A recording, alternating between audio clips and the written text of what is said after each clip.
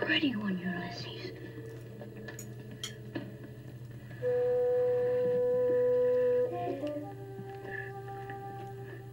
There it is. Hello BookTube, I'm Sean the Book Maniac. Welcome back to my channel. Here I am with another page 112 today. This is kind of a book haul edition, except I hesitate to use the word haul for books that are available to me as ebooks on my Scribd membership. So I'm calling this the Scribd version. And I'm going to preview page 112 of 3 books, like I said, that I have saved to my personal library as ebooks on Scribd. And going to see how much I really will end up wanting to read them after all. So without further ado, let's get started. I know who the title and authors are going in, but you don't, so I'll tell you at the end. It's better that way, don't you think? Book number 1. Okay. He signaled the waitress. I'll look into it, Judy. I'll check the costs and give you a full report, okay? He paid the bill, overtipped the girl, she noticed. Ready? He said, and they went out through the brightly lit lobby, past the waiting queues, out into the night wind which rushed like a thief along the streets. She looked up at the technical school where bright windows glared insomniac in the darkness. Mr. Heron and the embroidery class. No need to worry about that anymore. He did not speak, and she, filled with a strange happiness, felt no need that he should.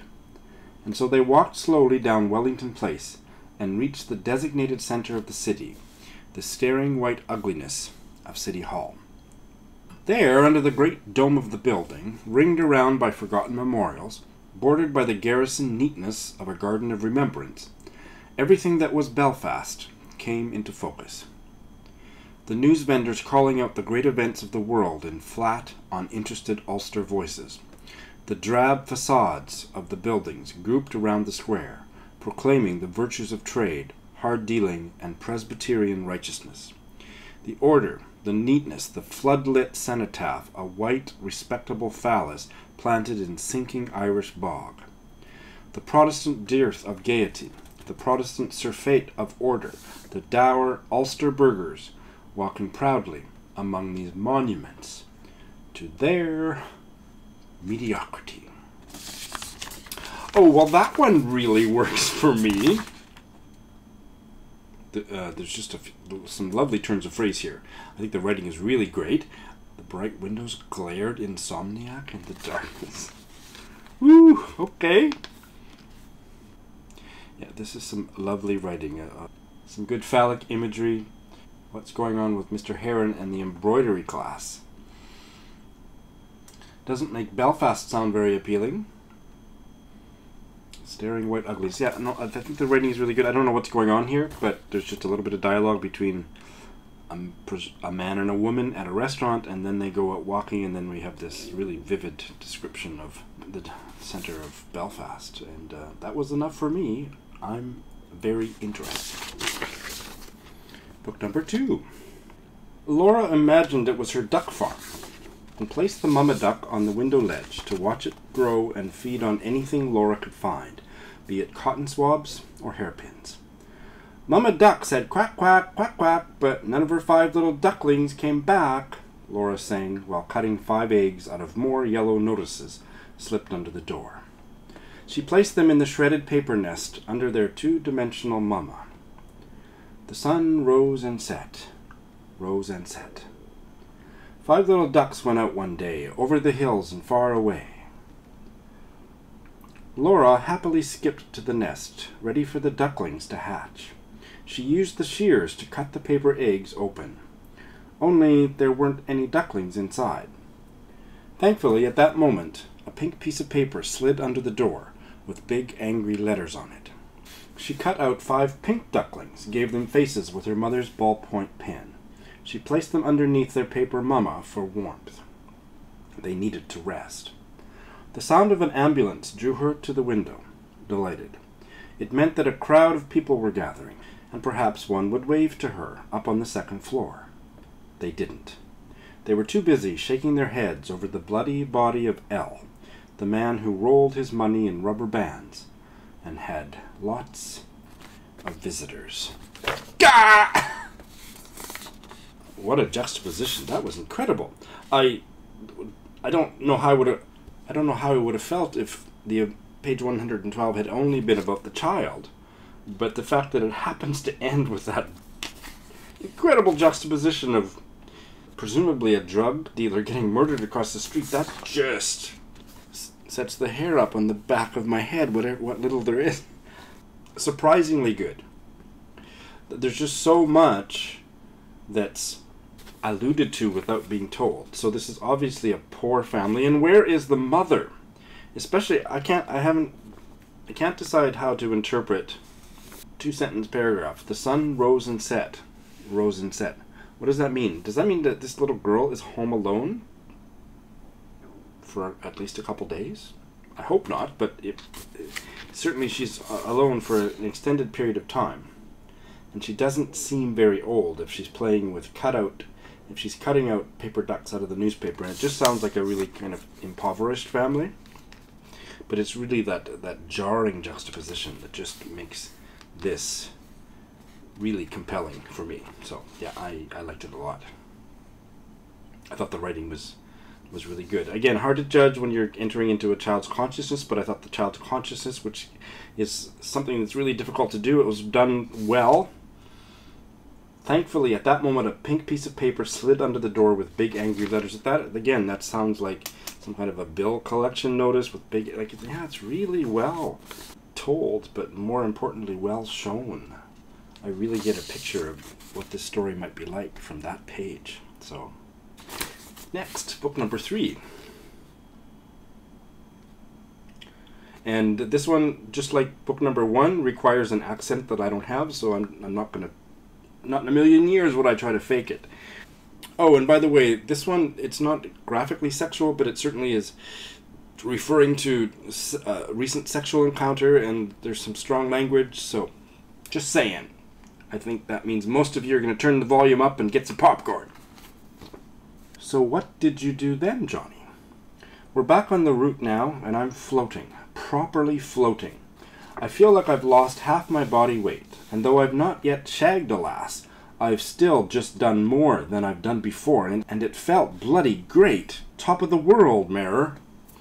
And after me dander had gone spurting like a bloody burst water pipe, she's gone fucking hell. There's loads of it, and laughed, but not in a bad way. She'd laughed in a good way, like she was amazed and impressed, and maybe's feeling as good as me. La vida loca. I'd even had a good feel of her tits, and rubbed her fanny through her pants, acting like I'm some kind of dab hand at the old sex game.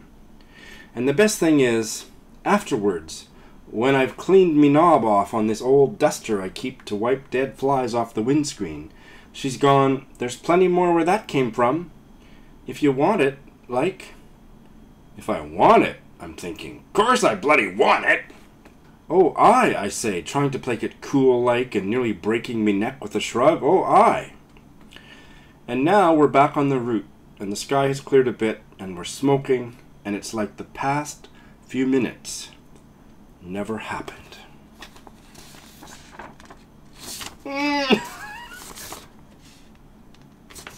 I like that.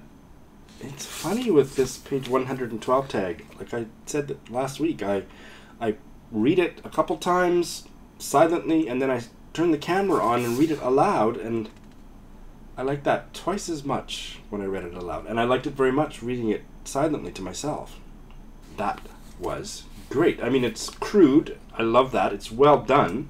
It's an important experience for a young man. He's maybe gotten a blowjob or something. I don't know what he's got, but a hand job, more like it. The first person voice is incredible. I like him. I want to read a book narrated by him. And I love the regional British English, which I will reveal if you don't recognize it. I wouldn't have recognized it, but I happen to know which part of the UK this comes from. So the spelling and the slang and the turns of phrase. I'm just smiling. I have no words. I'm curious about the first sentence, which seems to be the end of the of the paragraph that started on the previous page. But so what did you do then, Johnny? Johnny is the narrator, and what does it mean? Is it somebody talking to him? There's no quotation marks, which I love. I love fiction with no quotation marks, but I'm really curious about that. And it's funny. I sometimes miss humor, but I sure didn't miss that. If I wanted, I'm thinking, of course I bloody want! I love him! So now I have a big decision to make. So what do you think? Because at this moment, I don't know what's going to be my first pick, my second pick, and my third pick. What do you think? And more importantly, because, second guessing me is not as fun as I think it might be. But what would be your first, second, and third pick? Several of you put your comments before you hear mine or before you hear the big reveal at the end. I have to look at these again.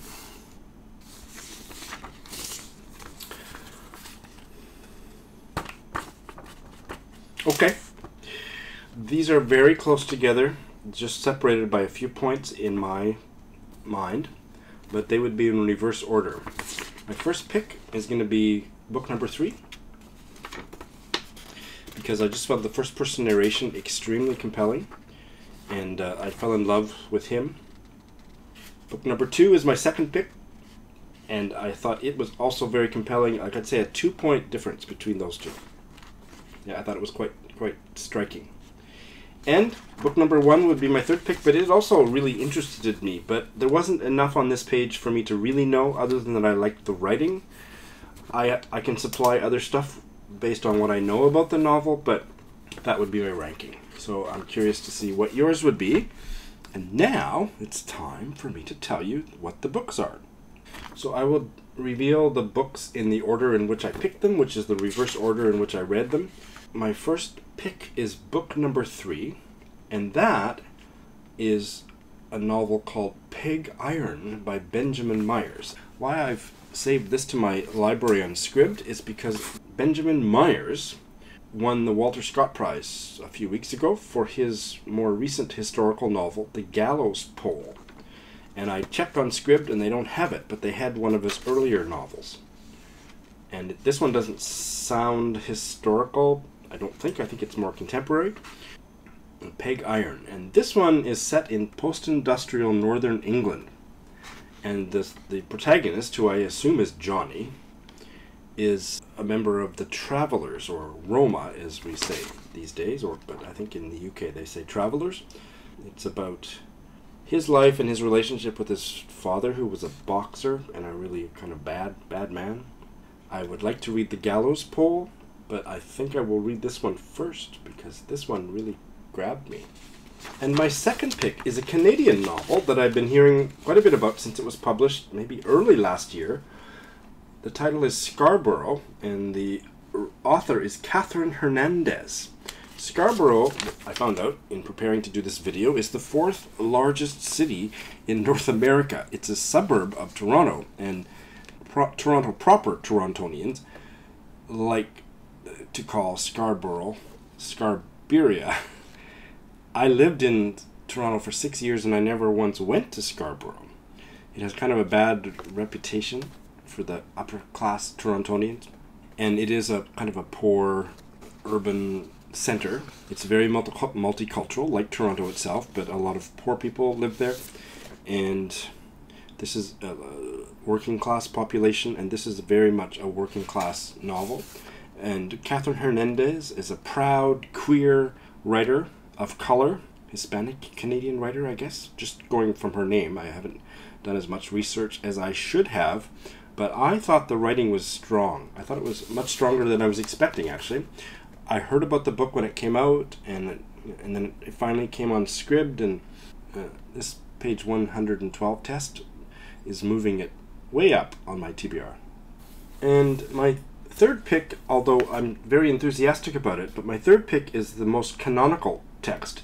This is also kind of a Canadian-Irish or Irish-Canadian novel, The Lonely Passion of Judith Hearne by Brian Moore. Brian Moore was born in Belfast in 1921 and he died in California in 1999, but he lived several years in Canada, so Canada, we kind of claim him as a Canadian writer, but it's complicated.